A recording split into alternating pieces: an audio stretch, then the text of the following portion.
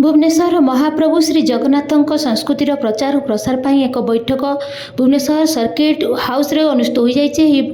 महोत्सव नवेम्बर 8 तारिख रु 13 तारिख पर्यंत भुवनेश्वर नयापल्ली अंचल कस्तूरबा रावणपुड़ी पड़िया आयोजित होगा जाऊँगी। यह अवसर में श्री जगन्नाथंकर 24 बेश स्थान पाइबा सह प्रतिदिन यज्ञ श्री जगन्नाथ उपरे आधारित भजन महारी नृत्य एवं नाम संकीर्तन श्री जगन्नाथ भक्त सम्मिलनी आदि अनुष्ठित हो। एथिपाई श्री जगन्नाथ 56 भोग श्री जगन्नाथ उपरे लिखित विभिन्न पुस्तक पट्टचित्र हस्तशिल्प एवं आनंद बजार आदि स्थान पाइब। सेहीपरि प्रतिदिन श्री जगन्नाथ स्कंद पुराण आधारित विषयवस्तु नहीं श्री जगन्नाथ धर्म संस्कृतिर विशिष्ट प्रचार बालाजी अमृतानंद दास एवं महाराजा प्रवचन कार्यक्रम रही। कार्यक्रम सुचारू रूपे संपादन प्रस्तुति बैठक आलोचना परिचालना कमिटी गठन कर विशिष्ट समाजसेवी जगन्नाथ प्रधान अध्यक्ष और पूर्वतन विधायक डॉक्टर